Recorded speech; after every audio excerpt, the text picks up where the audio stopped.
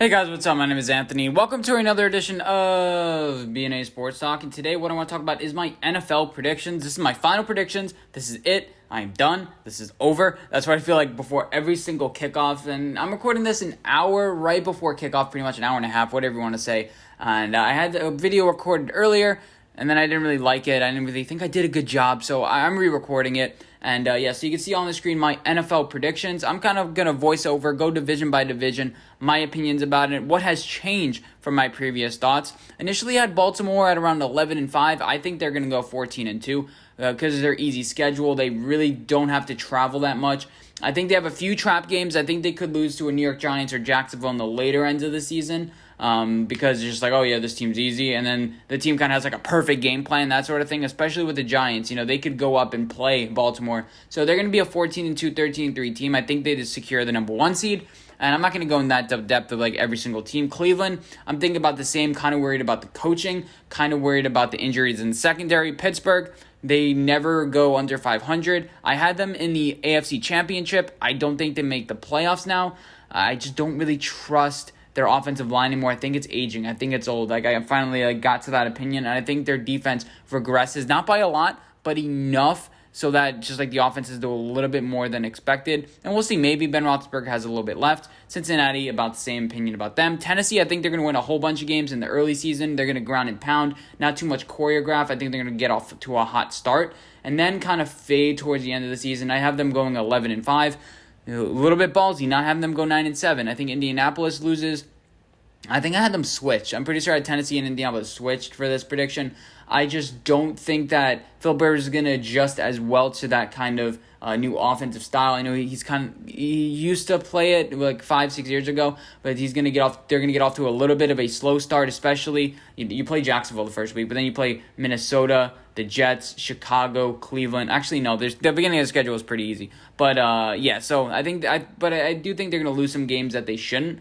And I think that Indianapolis 9-7. Houston, I think, ekes into the playoffs because everyone, including me, I hate the Houston Texans. I'm like, they're zigging while everyone else is zagging. I feel like they're doing kind of something right. They're dealing with a few injuries right now, but the offensive line is good. They've kind of drafted well slightly over the past couple of years, more than I initially thought. So good job by Houston. Jacksonville still gonna suck. I mean, they're especially in the beginning of the year, they're just not going to win many games. Maybe Miami and Cincinnati are really two like winnable games, but then after that, it's just like, yeah, they're not going to win. And Buffalo and New England, this is very interesting. Buffalo has to travel a whole bunch. I think this may get a little bit of stress, with COVID and all these certain protocols. I think this team may struggle a little bit like that. Last year, they didn't really travel at all. A bunch of things lined up for them, and they only went 10-6.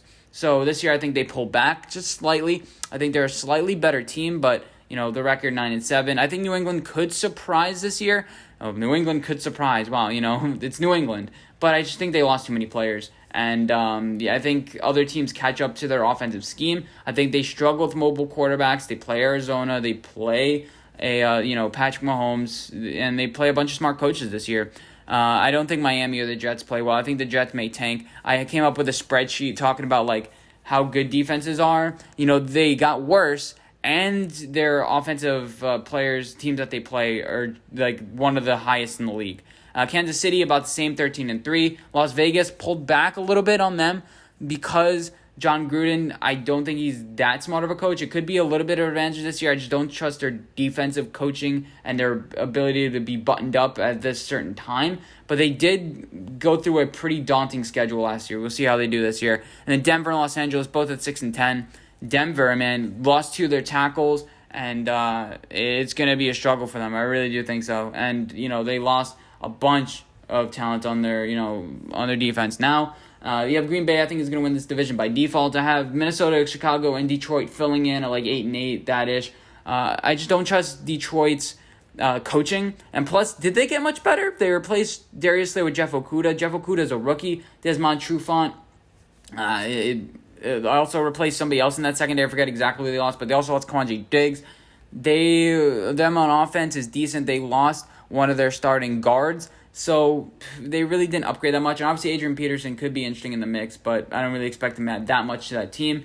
And Chicago, Minnesota, I've discussed a lot about them. I just don't think Minnesota has a defensive talent. They get Yannick Ngakoue, and all of a sudden they're division favorites. I mean, come on, one player doesn't really mean that much to a team. Has to be like Jadeveon Clowney to the Tennessee Titans. That really just solidifies that team.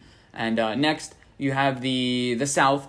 I think New Orleans goes 13-3. I think they roll. I think they're well coached. A little bit less of a home field advantage than normal. I think Tampa Bay is 9-7.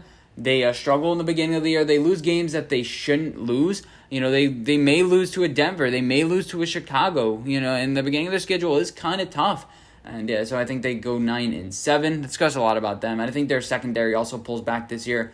Atlanta, I just think they're another 7-9 team. Another disappointment. Coaches get fired. Carolina, I just don't think they're going to be prepared. I don't think they're going to be ready. Their defense, very young. Could help them in a couple of games, but overall, they have a really tough schedule, one of the toughest in the league. Dallas, as far as the NFC East, I think Dallas is going to be the clear favorite. I think the Eagles, Giants, and Washington are kind of fill in from there, kind of like what the NFC North is.